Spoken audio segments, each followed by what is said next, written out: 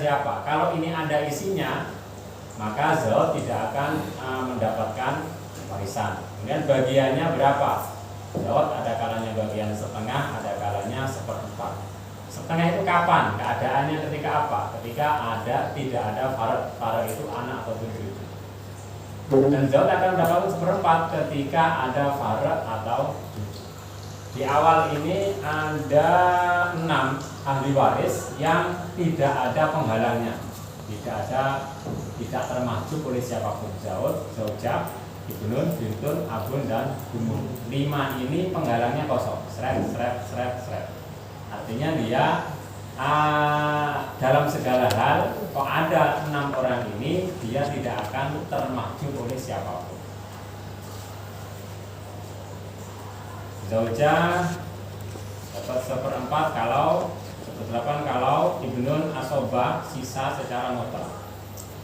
Asobah. Ketika di sini bicara tentang asobah ada 3. Asobah tok, asobah bil ghair, dan ada asobah ma'al ghair. Kalau asobah tok itu ya dia sendiri bisa mewaris sisa. Kalau asobah bil ghair, dia akan mewaris sisa berserta dengan siapa temannya itu. Misalkan bintun di sini asobah bil ghair. Jadi dia bareng ibnun mendapatkan asobah. Ada lagi satu asobah ma'al ghair.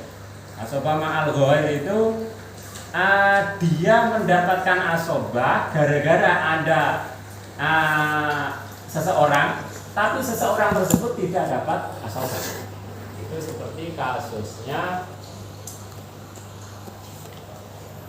Uktun Ko ketika bersama dengan bintun atau bintul ibni, dia akan mendapatkan asobah. Tapi bintun dan bintul ibninya, bintun atau bintul ibni, dia tidak dapat asobah. Jadi ada asobah tok, asobah bil ghair, dan ada asobah ma'al ghair. Kalau asobah tok ya dia sendirian bisa dapat bagian sisa. Kalau asobah bil ghair dia dapat bagian sisa bareng dengan atau kalau bintun ya bareng dengan ibnun. Jadi ibnun dapat asobah, bintun ikutan dapat asobah. Tapi kalau ma'al ghair, contohnya uktun ko nanti akan dapat asobah kalau dia bersama dengan bintun. Tapi bintunnya nggak dapat asobah. Dalam beberapa kasus, kalau ada ibnun, ya nggak mungkin, karena ibnun uktun ko akan termaksud kalau ada ibnun. Itu tentang asobah. Jadi ibnun itu dapat asobah secara mutlak. Bintun dapat setengah kalau 2/3 kalau asobah bil ghair kalau ini sama sampai ke bawah. Saya baca semuanya. Jadi 6 orang ini adalah orang yang bisa mendapatkan warisan secara mutlak, tidak ada penghalang. Mulai nomor 7 ke bawah itu mulai ada penghalang. Contoh nomor 7. Ibnul ibni, ini penghalangnya ibnun.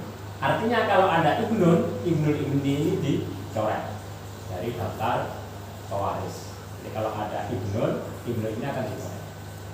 Dan ibnul ibni bagiannya cuma satu asobah itu ketika tidak ada penghalang.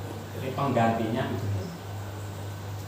Bintul ibni penghalangnya banyak lumayan, ibnul, 2 bintun, dan juga ibnul ibni. Kalau ada ibnun atau 2 bintun atau ibnul ibni, cucu laki-laki dari anak laki-laki, maka bintul ibni ini akan dicoret. Bagiannya ini, keadaannya ini. Sampai ke bawah, sama, sampai ke bawah sama.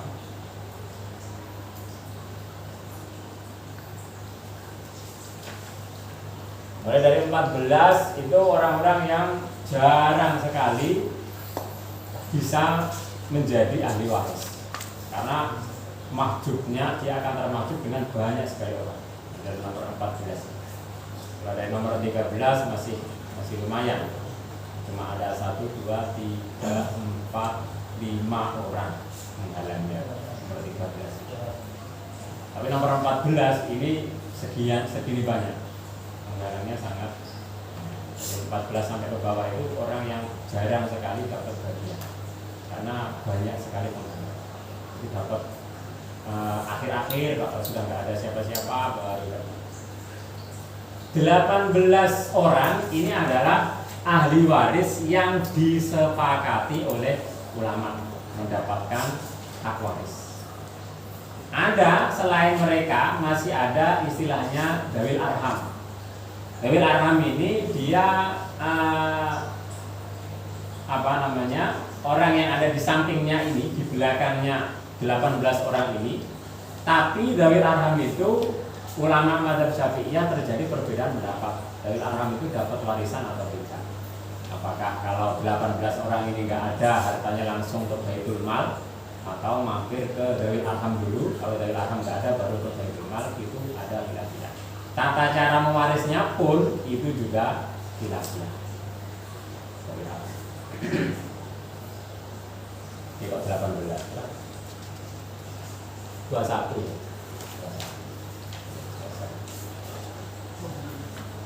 Ini 21 orang ini adalah orang-orang yang disepakati ulama madzhab Syafi'iyah mendapatkan warisan. Di belakangnya 21 ini ada dawil arham yang masih diperselisihkan tentang dia dapat warisan atau tidak. Dan cara mewarisnya pun dawil arham juga diperselisihkan. Catatan, semua ahli waris di atas selain zauj dan zaujah ketika sendirian otomatis dia akan dapat semua tirkah. Jadi misalkan ahli warisnya cuma satu tok, kecuali zauj zaujah. Karena apa? Zauj zaujah itu nggak bisa dapat aul atau rot. Yang kelebihan uang apa? Coba. Aul.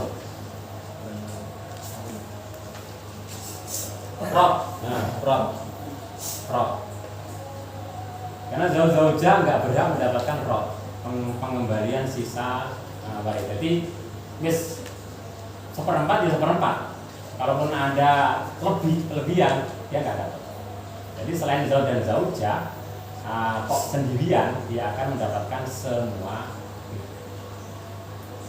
Itu adalah ahli waris. Kemudian gimana tata cara menentukan ahli waris? Secara praktis melalui tabel di atas. Di sini kita akan mempraktekkan, semisal ada mayit, ada orang meninggal, sementara yang ditinggalkan di keluarganya itu ada banyak sekali. Ada istri, ada anak laki-laki, ada cucu laki-laki dari anak laki-laki, ada bintun, ada cucu laki-laki dari anak perempuan, ada abun, ada om, ada jad, ada paman, kandung, ada bibi. Jadi ini keluarganya. Jadi ada orang meninggal, berarti yang meninggal ini laki-laki, karena meninggalkan istri, pasti dia laki-laki. Keluarganya ini, semua ini belum tentu, jadi sekeluarga ini, keluarga besar ini, belum tentu semuanya akan dapat warisan. Maka kita akan cross check satu persatu sesuai dengan tabel di atas. Pertama zaujah. Zaujah dia dapat berapa? Zaujah itu nomor 2. Dia ada kalanya dapat 1/4, ada kalanya 1/8. 1/8 kalau tidak ada farid. Tapi di sini ada ibnu, ada bintun, ibnu juga ada, ibnu bintun juga, ibnu bintin juga ada. Berarti di sini ada farid. Keadaannya ada farid. Ada anak cucunya mayit, ada anak atau cucu mayit. Maka zaujah akan mendapatkan 1/8 karena ada farid. Ibnun secara mutlak akan mendapatkan asobah. Ibnu ibnin tidak dapat warisan. Ibnu ibnin ada di nomor 7. Kenapa kok tidak dapat warisan? Karena ada penghalang, yaitu ibnu. Ini ibnu ibnin dicoret, di sini dicoret, dia nggak dapat apa-apa karena ada ibnu. Dia derajatnya di bawahnya. Bintun dapat aswa bil ghair. Kenapa? Karena bersama dengan ibnu. Ada di nomor 4, dia ada 3 keadaan, dapat setengah, 2/3 dan asobah bil-ghair. Karena dia bersama dengan ibnun, maka dia dapat asobah bil-ghair. Dia ada di keadaan nomor 3. Kemudian ibnu bintin dia dicoret juga karena tidak ada dalam tabel, tidak masuk 21 itu. Ibnu bintin tidak masuk dalam 21 golongan yang ada di tabel. Berarti dia masuk dari anak. Masuk dari anak. Cucu laki-laki dari anak perempuan. Dari tabel masuk dari ab. Karena ab itu masuk 6 golongan paling teratas, dia tidak tidak ada yang memakjubkannya. Jadi ab dapat, ab ini ada 3 keadaan. 1/6 tok, asobah tok, dan 1/6 plus. 1/6 plus asobah. 1/6 plus maksudnya 1/6 plus asobah. Ab. Di sini ada ibnun. Ada ibnun. Karena ada ibnun maka ab otomatis akan dapat 1/6. Jadi ada di keadaan nomor 1. Om dapat 1/6. Om ada di nomor 6. Di situ ada 3 kemungkinan ya. Kemungkinan pertama dapat 1/3 kalau kemungkinan kedua dapat 1/6 kalau kemungkinan ketiga dapat setengah 1/3-nya asobah kalau. Dari 3 kalau ini si Om masuk ke yang nomor 2 karena ada farad. Di situ ada ibnun, ada bintun, maka ada farad. Jadi Om dapat bagian 1/3. Kalau nggak ada farad, dia akan dapat 1/3. Karena di sini ada farad, dapat 1/3. Jad tidak dapat apa-apa karena jad itu ada di nomor 9, dia terhalang oleh ab. Jadi termakjub ab di jad dicoret. Amkin paman kandung dia ada di nomor ada di nomor 18. Penggalannya sangat banyak sekali dan itu banyak hadir. Ibnun hadir, Ibni hadir. Jadi karena Ibnun toh aja sudah nggak bergerak.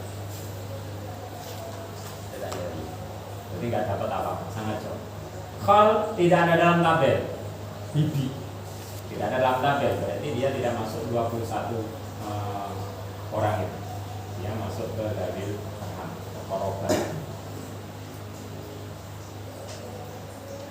Jadi yang dicoret-coret ini kita buang, menyisakan zaujah, ibnun, bintun, ab, jad. Ajat nggak dapat. Ab, jadi zaujah, ibnun, bintun, ab. Jadi yang digarap adalah mereka 5.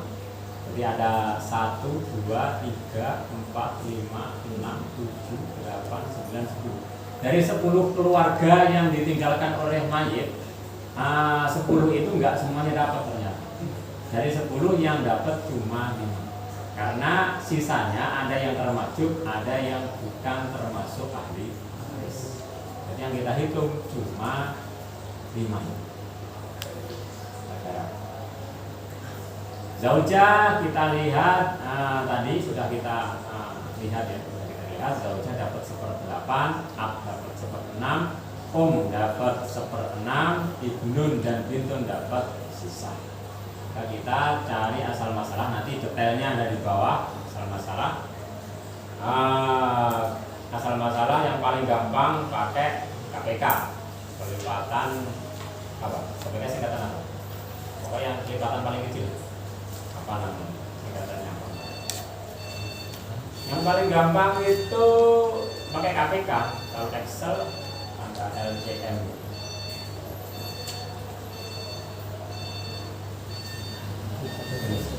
LCM. Kita isi.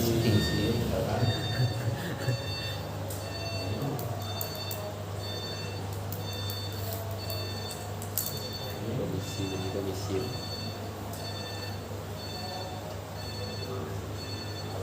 Excel.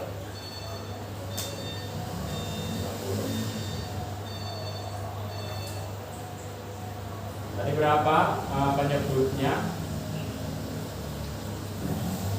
866. Kelipatan terkecil dari 8 6 6.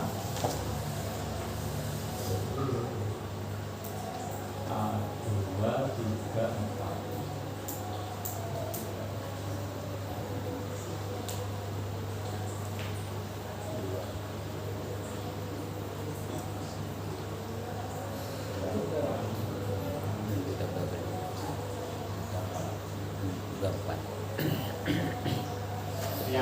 paling gampang pakai KPK. KPK itu gampangannya angka terkecil. Sebenarnya kita nggak pakai sekarang pun pakai angka berapapun nggak harus KPK, nggak harus paling kecil nggak masalah. Kita bisa pakai 48 atau atasnya 24 lagi 48, atasnya lagi berapa? 80, 90 berapa? 48 atau 48? 96 9-nya. Cuma kan hitungnya kalau terlalu banyak itu repot. Jadi ambil kelipatan paling kecil saja. Jadi angka 24 adalah angka yang bisa dibagi 8. Angka terkecil yang bisa dibagi 8 juga bisa dibagi 6, juga bisa dibagi 6. Maka 24 adalah kelipatan 8. 8 tambah 8 16, tambah 8 lagi 2. 6 tambah 6 12, tambah 6 lagi 18, tambah 6 lagi 24. Jadi 24 adalah kelipatan paling kecil. Kalau Excel ya langsung LCM. Jadi sederhananya asal masalahnya kayak gitu. Nanti detailnya ada di bab asal masalah. Jadi dapat asal masalahnya adalah 24.